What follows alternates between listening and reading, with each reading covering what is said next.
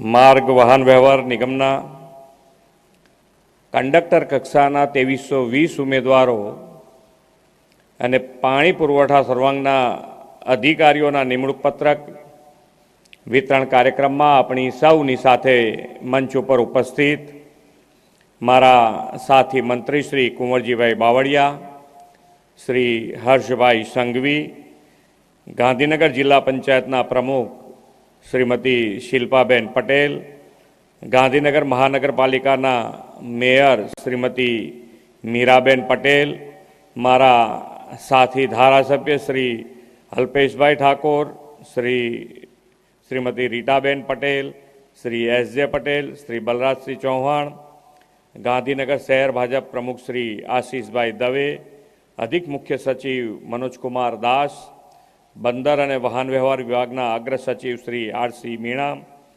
પાણી પુરવઠા અને કલ્પસર વિભાગના અગ્ર સચિવ શાહમીના હુસૈન, ગુજરાત રાજ્ય વાહન વ્યવહાર નિગમના મેનેજિંગ ડિરેક્ટર શ્રી એમ.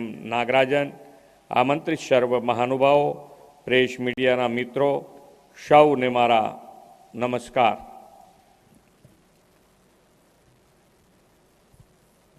બે દિવસ પહેલાં જે દુર્ઘટના ઘટી છે અને દુર્ઘટનામાં જેના મૃત્યુ થયા છે એમના માટે મારી સંવેદના અને શ્રદ્ધાંજલિ અર્પું છું અને જે હોસ્પિટલાઇઝ થયા છે એ જલ્દીથી એમનું સ્વાસ્થ્ય સારું થાય અને ઘરે પરત થાય એવી ભગવાનના ચરણોમાં પ્રાર્થના. આજનો નિમણૂક પત્ર વિતરણનો કાર્યક્રમ રાજ્યના વિકાસને ગતિ આપનારો ચાલક બળ કાર્યક્રમ છે. એસટી નિગમમાં 2320 જેટલા કંડક્ટર કક્ષાના અને પાણી પુરવઠા વિભાગના 144 જેટલા ઇજનેરોને નિમણૂક મળવાની છે. તે તમામ યુવાનોને હું ખૂબ ખૂબ અભિનંદન પાઠવું છું. આજે વિશ્વ વસ્તી દિવસ પણ છે. ભારત વિશ્વનો સૌથી વધુ યુવા દેશ છે. વિશ્વ નેતા અને યશસ્વી વડાપ્રધાન શ્રી નરેન્દ્રભાઈ મોદીએ યુવા શક્તિના આ ડેમોગ્રાફિક ડિવિઝનને વિકસિત ભારત 2047નો મહત્વનો પિલ્લર ગણાવ્યો છે. ગુજરાતની અવિરત વિકાસ યાત્રામાં આજથી એવું જ ડેમોગ્રાફિક ડિવિડન્ડ સેવારત થવાનું છે. એસટી ગુજરાતના સામાન્યમાં સામાન્ય માનવીના જીવનને ગતિ આપે છે તો પાણી દરેક મનુષ્યના જીવનનો આધાર છે. આ બંને ક્ષેત્રો રાજ્યના વિકાસ માટે ખૂબ મહત્વના છે. આદરણીય શ્રી નરેન્દ્રભાઈના વિઝનરી નેતૃત્વથી ગુજરાત આજે દેશમાં વિકાસનું રોલ મોડેલ બન્યું છે. એક સમયે પાણીની સમસ્યાનો સામનો કરતા ગુજરાતને વડાપ્રધાનશ્રીએ સુદૃઢ જળ વ્યવસ્થાથી વોટર સરપ્લસ સ્ટેટ બનાવ્યું છે. તેમણે નર્મદાના પૂરના નિરર્થક વહી જતા પાણીને સુજલામ સુફલામ અને સૌની જેવી યોજનાઓથી ગુજરાતના છેવાડા પહોંચાડીને જળ ક્રાંતિ કરી છે. પીવાના પાણી માટે વિશાળ વોટર ગ્રીડના નિર્માણથી દેશમાં ગુજરાતે ઉત્કૃષ્ટ એન્જિનિયરિંગનું ઉદાહરણ પણ પૂરું પાડ્યું છે. આજે નિમણૂક પામેલા ઇજનેરો લોકોને સ્પર્શતી પાણી જેવી પાયાની જરૂરિયાત સંતોષનાર વિભાગ સાથે જોડાઈ રહ્યા છે.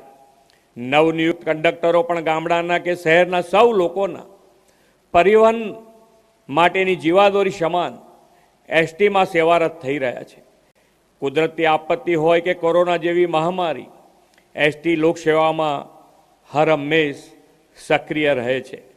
એસટીમાં સમયના અનુસાર ખૂબ પરિવર્તન આવ્યું છે. પેસેન્જરને માત્ર ટિકિટ આપીને હિસાબ કરવાનો જમાનો નથી રહ્યો. હવે તો QR કોડવાળા મશીનો, ઓનલાઈન ટિકિટિંગ જેવી આધુનિક ટેકનોલોજી પણ એસટી સેવાઓમાં આવી છે. આદરણીય મોદી સાહેબે સામાન્ય માણસોને સસ્તી, સારી, સુરક્ષિત પરિવહન સેવા મળે તેવો નિર્ધાર કર્યો છે અને એસટી નિગમની કાયાપલટ થઈ છે. અને આ કાયાપલટમાં અહીંયાથી યુનિયન હોય અને ફરિયાદ ન હોય અથવા તો માગણી ન હોય એવું ક્યારેય બને નહીં. પણ આજે જે સંતોષ વ્યક્ત કર્યો છે એ માટે હું આપ સૌના આભાર વ્યક્ત કરું છું કે ખૂબ સારી રીતે એક પરિવાર ભાવનાથી તમે બધા જોડાયા છો અને એ રીતે સેવા આપી રહ્યા છો. એ આપણા સૌ માટે ગૌરવની વાત છે. અગાઉ વારંવાર ખોટકાઈ જતી એસટીના સ્થાને હવે એક્સપ્રેસ બસો, એસી સ્લીપર, વોલ્વો અને ઇલેક્ટ્રિક બસો તેમની પ્રેરણા અને માર્ગદર્શનથી ગુજરાતના રોડ ઉપર દોડી રહી છે. શ્રી મોદી સાહેબે એસટી નિગમમાં પહેલી વખત મહિલા કંડક્ટરની ભરતી કરવાની શરૂઆત કરાવી હતી અને એસટી નિગમમાં જોડાઈ રહેલા માનવબળમાં આજે 763 મહિલાઓ અને 85 દિવ્યાંગો છે. બસ મથકોને એરપોર્ટ જેવી સગવડોથી બસ સ્પોટ બનાવવાની શ્રી નરેન્દ્રભાઈએ શરૂ કરાવેલી પરંપરાને હું અને મારી ટીમ સતત આગળ વધારી રહ્યા છે. એસટી નિગમ અને પાણી પુરવઠા બોર્ડ સાથે જોડાઈ રહેલા યુવાનોને જનસેવાની ઈશ્વરીય તક મળી છે. તે રાજ્યની વિકાસ યાત્રાને વધુ ગતિ આપશે તેવો મને વિશ્વાસ છે. વડાપ્રધાન શ્રી નરેન્દ્રભાઈ મોદીએ શરૂ કરાવેલી ઓનલાઈન ભરતી પ્રક્રિયાના પરિણામે પ્રક્રિયામાં પારદર્શિતા અને ઝડપ આવ્યા છે. આ વખતે કંડક્ટરની પોસ્ટ માટે ચોઇસ ફિલિંગ પણ ઓનલાઈન પારદર્શી પદ્ધતિથી થયું છે. આદરણીય શ્રી નરેન્દ્રભાઈએ કંડારેલા માર્ગ પર આગળ વધતા રાજ્ય સરકારે દરેક વિભાગોમાં ભરતીના 10 વર્ષીય કેલેન્ડરથી મેન પાવર પ્લાનિંગ કરી લીધું છે. આવી ભરતી પ્રક્રિયાઓ દ્વારા રાજ્યને યુવાન, ટેકનોસેવી અને રાષ્ટ્રહિતને સમર્પિત વિચારો ધરાવતું માનવબળ મળશે. વડાપ્રધાન શ્રી નરેન્દ્રભાઈ મોદીના સફળ સુશાસનના 11 વર્ષ પૂર્ણ થયા છે. આ વર્ષમાં દેશમાં યુવાનોને રોજગારી દ્વારા તેમણે વિકાસના ભાગીદારી બનાવ્યા છે. ટેલેન્ટેડ યુવાનોને રોજગારી મળી શકે તે માટે તાજેતરમાં જ એમ્પ્લોયમેન્ટ લિંક ઇન્સેન્ટિવ યોજના વડાપ્રધાનશ્રીએ મંજૂર કરી છે અને આ યોજનાથી આગામી 2 વર્ષમાં 3.5 કરોડથી વધુ રોજગારી ઊભી થવાની છે. આદરણીય શ્રી નરેન્દ્રભાઈએ અમૃતકાળથી યુવા પેઢીને દેશની અમૃત પેઢી ગણાવી છે. આ યુવા પેઢીના યોગદાનથી આઝાદીની શતાબ્દીમાં આદરણીય વડાપ્રધાન શ્રી નરેન્દ્રભાઈનો વિકસિત ભારતનો સંકલ્પ સાકાર થશે. તેમણે જે સેવાઓમાં તમે જે સેવાઓમાં જોડાઈ રહ્યા છો તે સેવાઓ પાણી બચાવવા જેવા વડાપ્રધાનશ્રીએ આપેલા દેશ હિતના સંકલ્પ સાથે પણ જોડાયેલી છે.